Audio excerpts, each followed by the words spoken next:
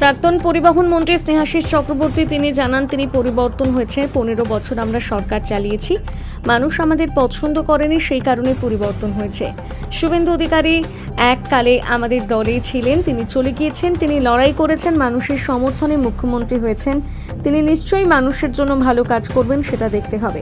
আপনি প্রধানমন্ত্রী হিসেবে পরিবহন দপ্তরে যে নতুন সিদ্ধান্ত নিয়েছেন সেটাকে সাধুবাদ জানিয়েছেন স্নেহাশিস চক্রবর্তী। মহিলাদের জন্য যে বাস ফ্রি করে দেওয়া হয়েছে সেটাকে তিনি ভালো কথা বলেছেন। যদি তাতে কোনো সাহায্য চাই বর্তমান সরকার, তাহলে তিনি সাহায্য করতে প্রস্তুত। তথ্য তুলে ধরেন পরিবহন বিষয়ক। পাশ করে তারপর সক্রিয় ছাত্র রাজনীতি শুরু করেছি। তারপরে মমতা বন্দ্যোপাধ্যায়ের নেতৃত্বে তৃণমূল কংগ্রেস করেছি এবং এই যে ধারাবাহিক যে দীর্ঘ রাজনৈতিক জীবনে মমতা বন্দ্যোপাধ্যায়ের সাথে যখন তৃণমূল কংগ্রেস করেছি, তখন দিদি যে দায়িত্বগুলো সাংগঠনিকভাবে আমাকে দিয়েছিলেন বা পরবর্তীকালে বিধায়ক করেছিলেন, তারপরে সরকারেরও দায়িত্ব দিয়েছেন, আমি সেটা নিষ্ঠার সঙ্গে পালন করার চেষ্টা করেছি, সেটাকেই ফোকাস করেছি। আজকে এই নির্বাচনে যে সরকারের পরিবর্তন ঘটে গেল, এটা স্বাভাবিক। গণতন্ত্রে কেউ চিরকাল থাকে না। মানুষ বিকল্প চায়, বিকল্প উন্নয়ন চায়, পরিবর্তন করেছে। এটা নিয়ে কোনো প্রশ্ন নেই। কিন্তু আ আমি যখন দেখলাম যে সরকারের বিপক্ষে মানুষ চলে গেল, আমাদের সরকারের বিরুদ্ধে বিকল্প একটা সরকার তৈরি করল, তখন আমার কাছে মনে হলো যে আজকের রাজনীতিতে পুরোটাই অপ্রাসঙ্গিক। কারণ মানুষ চাইছে না।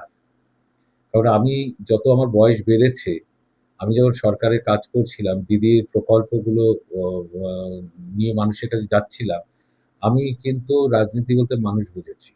কি বিজেপি, কি সিপিএম, কি কংগ্রেস কাউকে পৃথক করেনি। সরকারি পরিষেবা প্রতিটা মানুষ পাবে, সরকারি সুযোগ পাবে, সেটা দিকেই ফোকাস করেছি এবং কিভাবে মানুষের জীবনযাত্রার মান ডেভেলপমেন্ট হবে, ডেভেলপ করবে, সেইগুলো নিয়ে ভেবেছি।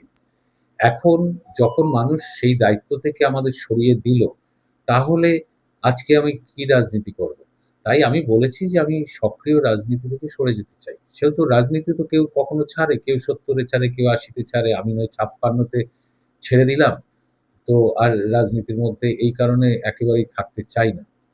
এখন বিষয়টা হচ্ছে দ্বিতীয় হচ্ছে আমাদের বেঙ্গলের রাজনীতি যে জায়গাটায় পৌঁছেছে, আজকে দীর্ঘ ৪ দশক যদি আমরা ধরি, তাহলে দেখব যে সিপিএম এর সময় বলুন, তৃণমূল কংগ্রেসের সময় বলুন, আজও বলুন, রাজনীতির সাথে হিংসা একেবারে ওতপ্রোতভাবে যুক্ত আছে। একটা নির্বাচনে ১০ জন, ২০ জন, ৫০ জন খুন হয়ে যায়। একটা সরকার চলে যাওয়ার পর আরেকটা যে দল হারে তার বাড়ি পুড়িয়ে দেওয়া হয়, ঘরছাড়া করা হয়। এটা সিপিএমও করত, তৃণমূলের সময়ও হয়েছে, আবার এখনো হচ্ছে।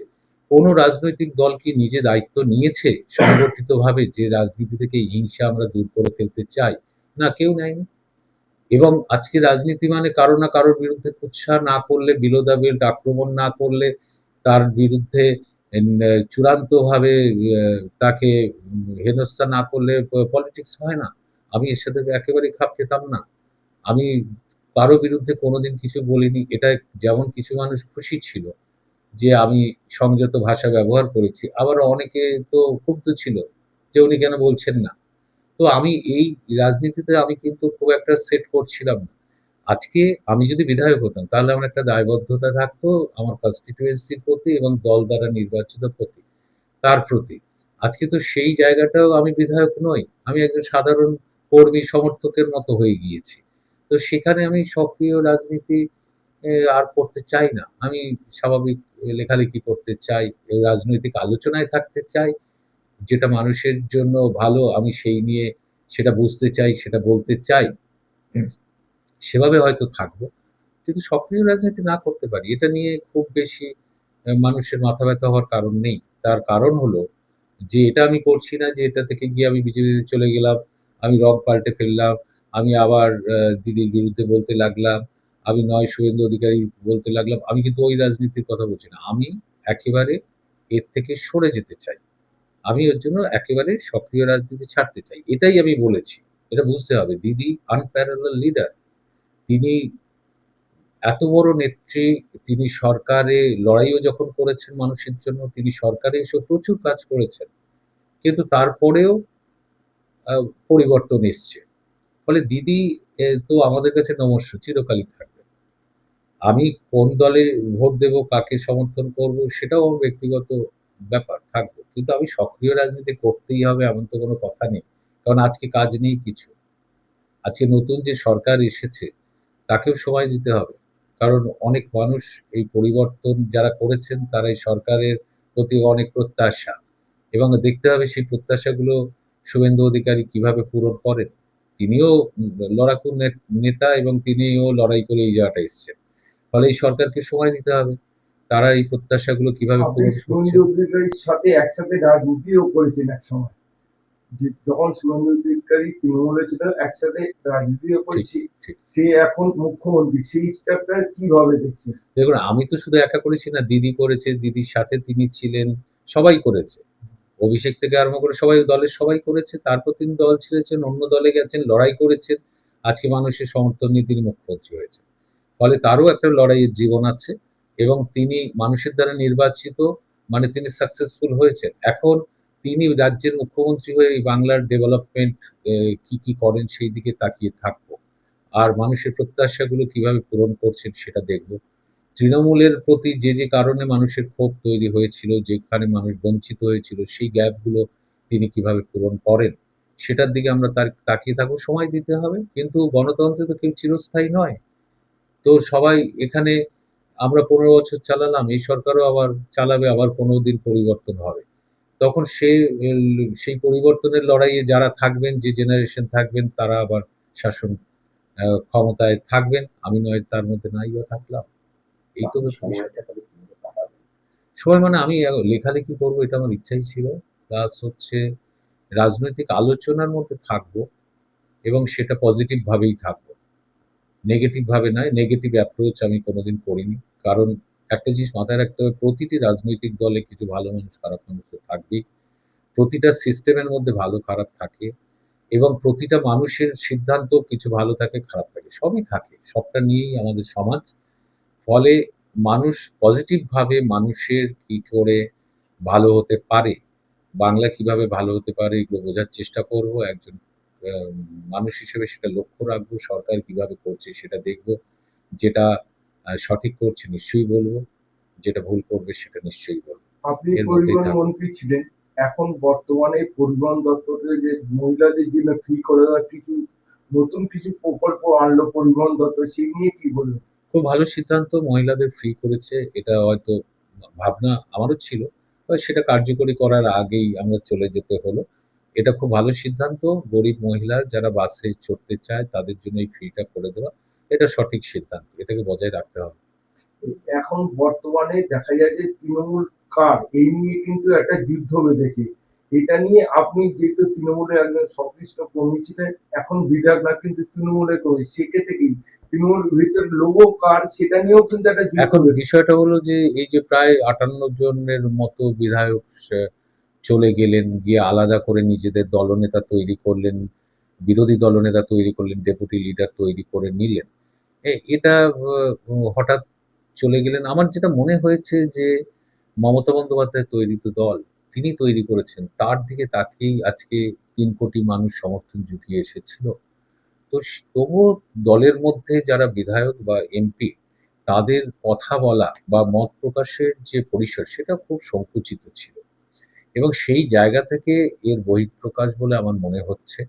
যে বিরোধী দলনেতা কে হবে বা ডেপুটি লিডার কারা হবে, একটু যদি সুযোগ দেয়া যেত, এদের মতামত নেয়া যেত, তাহলে মনে হয় কোনো সমস্যা ছিল না। এরা নিজেদের মতো করে মান্যতা দিল না দলকে এই মুহূর্তে। না দিয়ে নিজেদের মতো করে তৈরি করে নিয়েছেন, এবং এরা এখনো বলছেন যে তারা দিদিকেই ভালোবাসে না। দিদিকে তো ভালোবাসে। তৃণমূল দ্বারা নির্বাচিত সবাই। দলনেতাগুলো নিজেদের মতো করে তৈরি করেছে। এই হচ্ছে ঘটনা। এখন দেখতে হবে যে আগামী দিনে কোথায় যায় রাজনীতি। এটা কি একটা চাপ সৃষ্টি হতো আপনারা যখন তৃণমূলে ছিলেন, যখন আগের বিধানসভা অব্দিও উপরতেই কোনো আপনাদের প্রেশার ক্রিয়েট করে কোনো সিদ্ধান্ত নিতে বাধ্য করাতে বাদবাকি না, আপনার বিষয়টা না। আমি ওভাবে অতটা দেখতে চাইনি। আমরা দেখেছি যে দিদি যা সিদ্ধান্ত নিতেন, অভিষেক বন্দ্যোপাধ্যায় যেটা নিতেন, আমরা সেটাই পালন করতাম। ঠিক আছে? কোনো মতামত দেওয়ার সুযোগটা একেবারেই ছিল না। এটা ঘটনা। এটা ছিল না। কিন্তু আমাদের মানতাম, এই কারণে দলটা তো দিদির দল। নিজের তৈরি করা দল। তিনি যেটা নিচ্ছেন সেটাই ঠিক।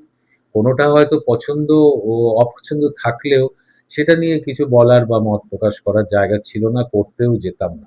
কিন্তু অনেকে হয়তো সেটা নিয়ে অ্যা বিরূপ ছিল। সেগুলো এখন যেহেতু দিদি সরকারে নেই, সেগুলো প্রকাশ ঘটছে। আমার সেটাই মনে হচ্ছে। সহিয়ালতি নিয়ে যে সিবিআই তদন্ত হয়েছে, সিডি মানে সিআইডি তদন্ত করছে, সহিয়ালতি নিয়ে দলের ভেতর একটা বিশৃঙ্খলা দেখা গেল, কি বলবেন? এটা কি বলবো? এটা কিভাবে মিস্টেক হলো সেটা আমি নিজে বুঝতে পারছি না। কারণ আ বিরোধী দলের নেতা কে হবে?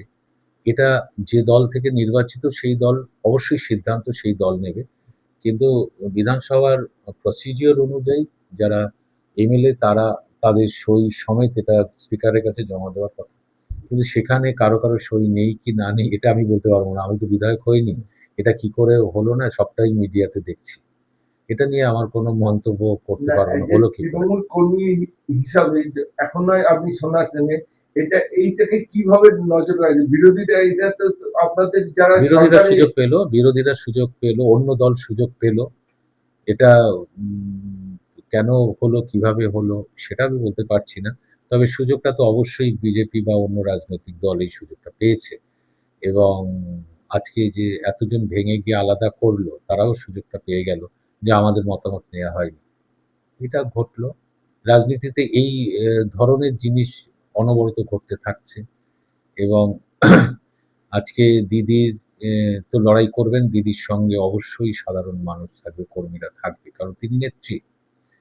এবং এই যে সরকার এসছে সেই সরকারও তারা তাদের মতো করে চালাতে চেষ্টা করবে। তারপর কোনো সময় মানুষ পরিবর্তনও হয়তো চাইবে। সেটা একটা দীর্ঘ লড়াই। সেই লড়াইয়ে আগামী দিনে কোথায় যায়, কিভাবে কারা নেতৃত্ব দেয়, কিভাবে তার লড়াই চলে সেটা ভবিষ্যতই বলবে। এখন থেকে বলা খুব শক্ত আছে। অ্যা কিন্তু এই মধ্যে যেটা হলো যে এখন দিদি কি সিদ্ধান্ত নেয় সেটাও হচ্ছে দেখার বিষয়। যারা চলে গেল তাদের বিষয়ে দেখার বিষয়। এটা তো আমার কিছু বলার নেই এই ব্যাপারে।